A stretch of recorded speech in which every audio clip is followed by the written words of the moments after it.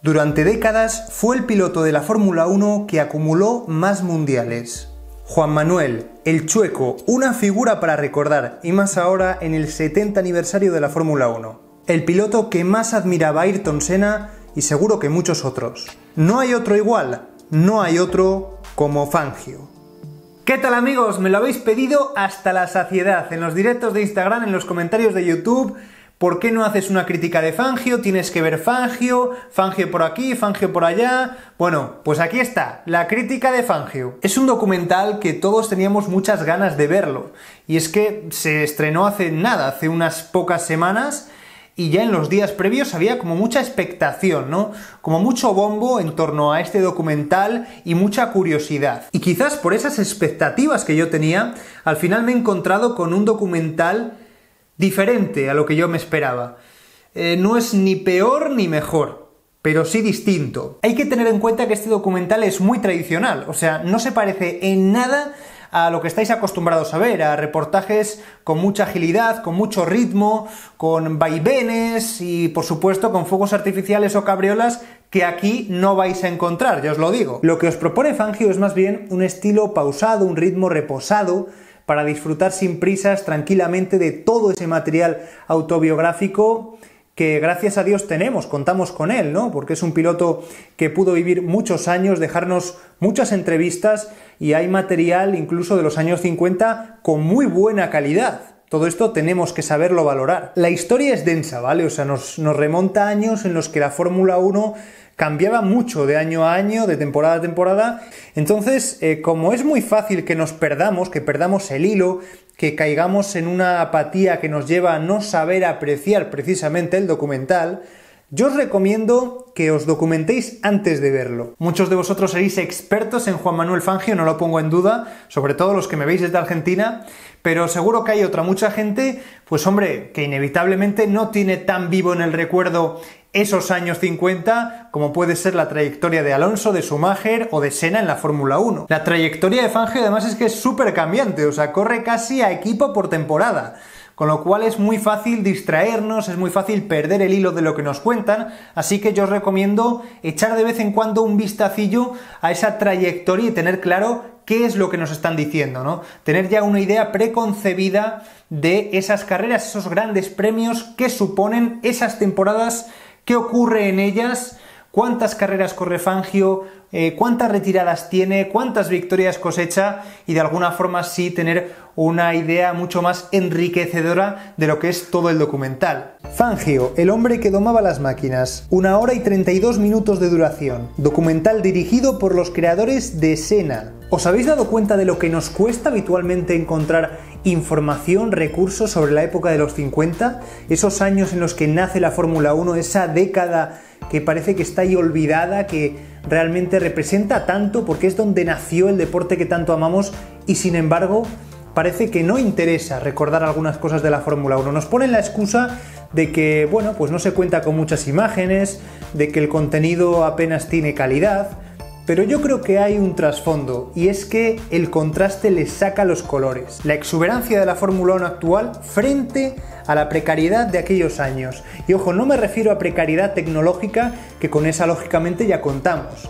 Me refiero a precariedad en las relaciones públicas, en el trato entre personas. En los 50 el piloto estaba completamente solo, tenía que montarse el networking por su cuenta, conocer al mecánico del equipo contrario de turno, hacerse amigo de él, a partir de ahí que te vayan conociendo, empezar a trepar, o sea, ser listo, ser espabilado. Creo que esa es un poco la primera idea que se construye en el documental, que siempre está jugando con los contrastes, con la Fórmula 1 de antaño y la Fórmula 1 que tenemos actualmente. En sus orígenes la Fórmula 1 era esto, sin trampa ni cartón, un deporte sin intermediarios en el que destacaba la gente real, la gente auténtica y por supuesto la gente humilde como es el caso de Juan Manuel Fangio. Siempre tienes que aspirar a ser el mejor, pero nunca creerte el mejor. Seguro que es una frase que habréis oído cientos de veces.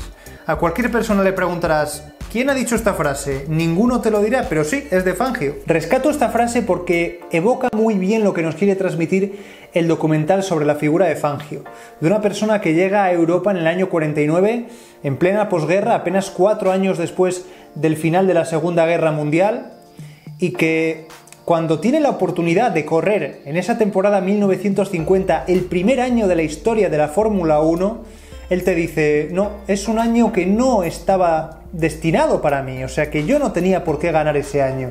Un extranjero, alguien que viene aquí a las carreras europeas, no era mi destino ganarlo. 1950, Nino Farina gana en la Fórmula 1, típica pregunta de Trivial, ¿quién es el primer campeón mundial de la historia de la Fórmula 1? Fue Farina. ¿Y quién le va a decir que el hombre que a posteriori monopoliza toda la década de los 50 dice que no era posible que él ganara ese primer año, que no, que es que él no estaba destinado a ganarlo? Yo, si tuviera que resumir todo el documental en un solo sentimiento, creo que escogería pena, tristeza. Y no creo que sea casualidad, creo que precisamente es lo que se quiere transmitir. A esto ayuda bastante la banda sonora, que es un poco tétrica, un poco lúgubre, apagada, pero al final hay tantos momentos que evocan tristeza en el documental que es inevitable que no tenga este cariz. Fangio es un piloto milagro, por así decirlo, ¿no? Porque sobrevive en la Fórmula 1 en una época en la que era muy fácil morir en una carrera. Muere Ascari, muere Farina, mueren otros pilotos importantes y él, sin embargo, puede vivir para contar episodios terribles como es perder a su copiloto, algo de lo que siempre se echa la culpa, o por ejemplo el accidente que sufre en 1952, que es el más fuerte de su trayectoria deportiva. Aquí entramos en una dimensión diferente de Fangio, en una cuarta dimensión, por así decirlo, porque hablar de experiencias cercanas a la muerte es que un piloto de Fórmula 1 que ha sufrido un accidente como el de Fangio en el 52 te diga claramente que cada uno tenemos una fecha asignada y que nadie se muere el día antes, o que un accidente de este tipo surge tan rápido que no te das ni cuenta. Luego puedes pasar 3 horas inconsciente, pero no entiendes por qué la gente vive con miedo a morir, si al final es algo de lo que ni te enteras. Se repasan múltiples tragedias, muertes, pero siempre desde un punto de vista narrativo y no centrándonos en lo emocional, ¿no? Para eso ya están las entrevistas a otros personajes de actualidad, pilotos, como es el caso de Nico Rosberg, Jackie Stewart, Mika Häkkinen. Fugazmente también se entrevista, apenas hay 2 cortes, ¿no?, de Fernando Alonso, también Toto Wolff. No se busca, ojo, que esas entrevistas desluzcan el relato de Fangio. Es un relato que siempre se respeta, que ni mucho menos pierde protagonismo. Son entrevistas a personajes del mundo de la Fórmula 1 que ni siquiera, si os fijáis, en el plano se respeta la regla de la mirada, o sea, no se quiere ni que transmitan. Lo único que se busca es que apoyen al relato que ya se está contando y que sirvan para empatizar, para aportar sentimiento a esa trágica muerte de un piloto, de un copiloto, de un espectador, o incluso del dolor. Ahí está el ejemplo de ese Gran Premio de Argentina del año 55 que se recuerda en el documental, en el que Fangio gana, carrera inaugural, llega como campeón del mundo, todo el mundo está enfervorecido como loco, le llevan en volandas al podio y el hombre ha terminado la carrera, ha cruzado la línea de meta abrasado, lleno de quemaduras en todo su brazo. Bueno, pues este recuerdo, esta anécdota se apoya, por ejemplo, en otra mucho más reciente, que es la de Fernando Alonso en Bahrein en el año 2009, que también por un tubo que se suelta sufre quemaduras en toda la espalda. Para que os hagáis una idea, año 95, seguimos con el estilo trágico, imágenes de su lápida, de su féretro, del dolor que supuso en Argentina la pérdida de un ídolo nacional como es Juan Manuel Fangio. Pero vamos a centrarnos ahora en analizar la parte más puramente deportiva que se relata, que es lo más importante de este documental, ese año a año, ese repaso de la trayectoria de un piloto que llega a Europa como un mero desconocido y que poco a poco se va haciendo un nombre, y a pesar de eso, el nombre nunca es más importante que el hombre. Él gana su primer título con Alfa Romeo, después se va a Mercedes, gana 2 años con ellos y únicamente no gana más porque Mercedes deja la Fórmula 1, que si no, está claro que él estaba destinado a ser un piloto Mercedes toda su vida, ¿no? Pero las circunstancias le obligan a que en ese año 56 se vaya a Ferrari, y ahí es cuando, como os estoy diciendo, se demuestra que la persona es mucho más importante que el nombre. Fangio es piloto de Ferrari, pero choca con la filosofía de Ferrari, con ese empeño de poner siempre el mito por encima de la realidad. Y la realidad es que en estos años Fangio era el piloto más codiciado, el piloto que te garantizaba luchar por el título, aquel que todas las escuderías querían tener consigo. Toto Wolff, que de esto sabe bastante, lo explica a las 1000 maravillas. Claro, dice, es que en la Fórmula 1 actual todos los pilotos compiten por estar en el mejor coche y estamos acostumbrados a eso, pero en los 50 esto era al revés.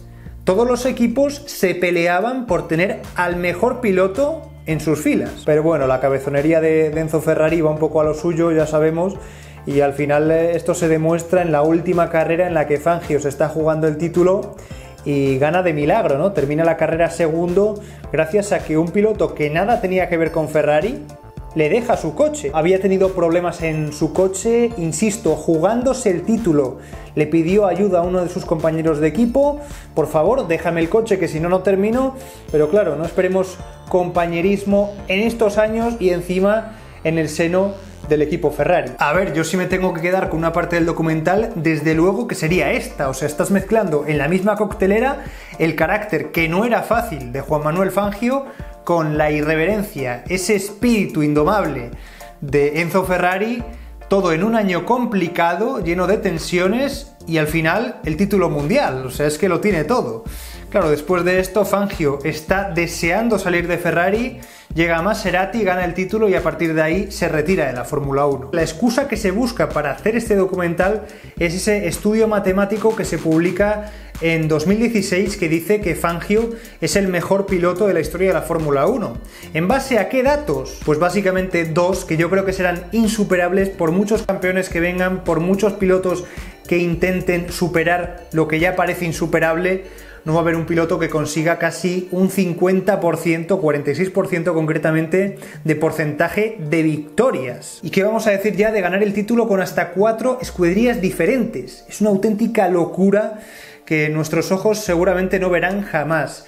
Por eso me da un poco de rabia, me fastidia un poco que en esos instantes en los que se nos traslada a la universidad, a esos expertos que nos dicen, que nos explican por qué Fangio es el mejor piloto de la historia, quizás deberían tener mucha mayor importancia, deberían ser más recurrentes en este documental. Al principio sí, nos lo venden un poco como la percha por la cual se produce este documental, pero poco a poco, a medida que transcurre, vemos cómo simplemente se recurre a estos recursos de forma muy puntual. Ya que se nos está vendiendo que este documental nos va a desvelar que Fangio es el mejor piloto de todos los tiempos, que hay un estudio que así lo demuestra, que han entrevistado al tío que se encargó de ese estudio académico, pues al menos danos más detalles, apórtanos más información, explícanos mejor cómo se han obtenido esos resultados. Esto es cuestión de repartir bien el tiempo. O sea, es un documental de más de hora y media de duración, que se puede hacer largo, que se puede hacer un poco tedioso incluso si no se cuentan bien las cosas, y que hay partes que yo cambiaría. Y aquí es donde vuelvo al principio, ¿no? Porque claro, yo os decía, es que me hice una imagen preconcebida que quizás no era la que yo pensaba de este documental. Quizás yo echaba en falta que se hablara más de algunos momentos de la vida de Fangio que aquí o no se cuentan o simplemente se cuentan de pasada. Háblame de cómo fue esa adaptación de Fangio a Europa cuando cruzar el charco en los años 40 era casi un hito para la vida de cualquier persona. O su amistad con Stirling Moss, dos coetáneos de la Fórmula 1 con una enorme grandeza personal. O yo qué sé, por ejemplo, sus años de embajador de Mercedes, algo que ahora veremos muy normal, pero que seguramente él fue pionero a la hora de llevar a cabo ese cargo que al final le ocupa durante 30 y pico años de su vida, que no es poco. Y por supuesto, lo que me he quedado también sorprendido, o sea, he dicho, pero ¿en serio no vas a decir nada más? Es en la parte en la que simplemente menciona, me he retirado y bueno, fue una etapa con muchas complicaciones, me secuestraron, por ejemplo. A ver, yo creo que ese apartado merecía mucha más atención, explicar cómo en su momento las guerrillas cubanas con fines propagandísticos llegaron a secuestrarla en un gran premio. Es que estamos hablando de uno de los episodios más sorprendentes y siniestros de la historia de la Fórmula 1, que ha ocupado obras, libros de todo tipo, y se hace muy extraño que aquí simplemente se mencione en 2 frases. Eso sí, luego se tiran más de 2 minutos de seguido hablando Häkkinen, Rosberg y Stewart de lo que sintieron ellos cuando ganaron su primer título mundial. Pues mira, ese es el claro ejemplo de que un documental que puede ser excepcional se quede simplemente en bueno, Y mira que me ha gustado, o sea, no penséis que no lo he disfrutado, porque de verdad creo que es muy importante darse cuenta de lo que valen, de lo valiosas que son esas imágenes que no abundan, que al final las contamos a cuentagotas, que solo salen a la luz en este tipo de documentales que nos remontan a otro tiempo y que nos hacen darnos cuenta de lo mucho que ha cambiado la Fórmula 1. Bueno, yo ya he cumplido, estoy libre de juicio, he visto Fangio, os he hecho caso, así que falta que vosotros también lo hagáis. Y los que ya lo habéis visto, por supuesto, dejadme en los comentarios cuál ha sido la mejor parte, cuál ha sido la parte que más os ha gustado, con qué os quedáis. Y por cierto, seguimos haciendo críticas, así que seguimos esperando vuestras recomendaciones. A ver qué queréis que sea lo próximo que analicemos. Mientras tanto, nosotros seguimos aquí agotando las provisiones formuleras, pero disfrutando también de lo que más nos gusta, que ahora es el momento de hacerlo. Mucho ánimo y mucha fuerza a todos.